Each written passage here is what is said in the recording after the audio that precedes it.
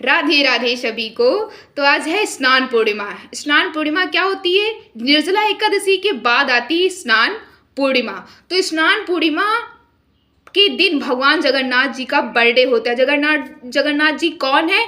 Lord of universe, जगत के स्वामी। तो आज जगन्नाथ जी स्वयं अपने गर्भगृह से निकलकर स्नान करने के लिए आएंगे और अपने लाखों करोड़ों भक्तों को दर्शन देंगे। अब जगन्नाथ जी का स्नान कैसे होता है? 108 स्वर्ण कलश, सोने के कलश के जल से, और आज उस कुएं को खोला जाएगा जिसमें सोने की ईंट है। केवल आज ही खोला जाएगा और उस जगन्नाथ जी को स्नान कराया जाएगा। सबसे पहले बात करते हैं हमारे जगन्नाथ जी की। तो उनको नहलाया जाता है 35 सोने के कलश के जल से। बात करते हैं दाऊ भैया की। तो दाऊ भैया को 33 सोने के कलश के जल से, माँ सुभद्रा को 22 सोने के कलश के जल से, और जो भगवान जी का मंदिर है उसके ऊपर जो सुदर्शन चक्र है उनको नहलाया जाता है 18 सोने के कलश के जल से। अब क्यों नहलाया जाता है? क्योंकि आज उनका बर्थडे होता है तो उनको स्नान कराया जाता है अच्छे से। अब सबको पता है कि जगन्नाथ जी हैं कौन? जगन्नाथ जी कान्हा जी का ही रूप हैं। लिटरली जगन्नाथ जी की कहानी एक्सप्लेन करना बहुत मुश्किल है, लेकिन मैं थोड़े से समय में कुछ बताने की कोशिश करती हूँ। एक्चुअली जो कान्हा जी थे, जब अपनी गोपियों, माँ राधा, माँ यशोदा और माँ रुक्मिणी को छोड़ के अपने कर्तव्य का पालन करने के लिए द्वारिका, मथुरा चले आए थे, तो उन लोगों ने जब 100 साल बाद माँ राधा, गोपियाँ, माँ यशोदा और माँ रुक्मिणी दाऊ भैया की मम्मी है, तो जब मिले 100 साल बाद, तो क्या कहते, जो द्वारिका के लोग थे उन्होंने बहुत सुन रखा था कि कान्हा जी क्या करते थे। तो उन्होंने यशोदा माँ से कहा कि माँ हमें कान्हा जी की कुछ कहानियाँ सुनाइए। तो माँ यशोदा के पास इतनी शक्ति ही नहीं थी कि वो कान्हा जी के कहानियाँ तो सुना देती, लेकिन वो कान्हा जी के विरह का वर्णन नहीं कर सकती थी। तो क्योंकि वो खुद ही इतना रोने लगती कि कहानी कभी पूरी ही ना होती।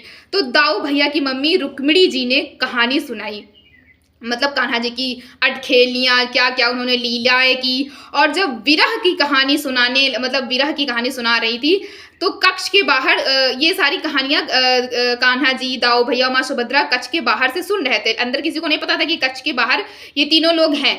तो जब कहानियाँ सुनाने लगे, तो जब कान्हा जी ने सुना कि मैं इन लोग को 100 साल में मेरी गोपियों ने, मेरी राधा ने, मेरी यशोदा माँ ने, मेरी रुक्मिणी माँ ने कुछ खाया ही नहीं है, लिटरली ये इतने सालों से केवल रो रही हैं। तो उन्होंने मतलब ऐसे सोचा कि मैं इतना निष्ठुर, इतना ये ऐसे कैसे हो सकता हूँ।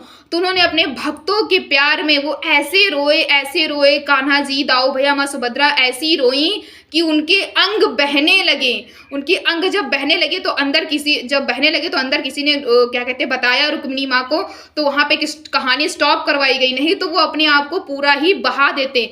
तो इसलिए जगन्नाथ जी के हाथ और पैर नहीं है, आज उनको भक्त खुद ही ऐसे करके लाएंगे और उनका स्नान होगा। और फिर स्नान के बाद वही कान्हा जी की लीलाएं बहुत हैं, और वो बीमार हो जाते हैं, उनको बुखार चढ़ जाता है 15 दिन के लिए। तो 15 दिन वो उपचार में रहते हैं, फिर उनको किसी को भी दर्शन नहीं देते हैं। फिर 16वें दिन बढ़िया ठाट बाट से रत्न जड़ित आभूषण पहन के कान्हा जी बाहर निकलते हैं अपने भक्तों को दर्शन देने, जिसे कहते हैं रथ यात्रा। रथ यात्रा में लाखों, हजारों की संख्या में नहीं, करोड़ों की संख्या में भक्त आते हैं, करोड़ों की संख्या में।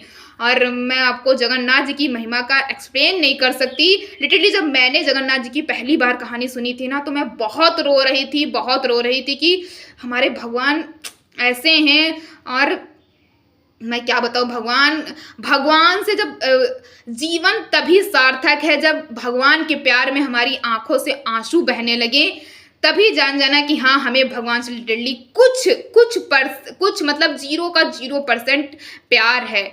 भगवान को किसी से नहीं जीता जा सकता, कितना भी उनको चढ़ावा चढ़ा लो। क्या ही चढ़ावा चढ़ाओगे भाई? माँ लक्ष्मी स्वयं उनके पैर दबा रही हैं, क्या ही कौन सा ही उनको कुछ दे दोगे? कुछ नहीं दे सकते भाई। जो धन्य धान्य की, वैभव की, संपदा की जो अधिष्ठात्री हैं, वो स्वयं उनके पैर दबा रही, तो क्या ही दे सकते? उनको जीता जा सकता है तो केवल निश्चल प्यार से। तो लिटरली भगवान से केवल सच्चा प्यार करो, बेजुबानों की सेवा करो, उनसे प्यार करो। बस इसी से आपको भगवान मिल जाएंगे और आपको कुछ भी करने की ज़रूरत नहीं है। और सभी को पता है कि भगवान हमारे साथ हमेशा नहीं रह सकते, तो उन्होंने हमारी मम्मी पापा को दिया ही है, तो उनकी सेवा करना भी बहुत आवश्यक है। राधे राधे।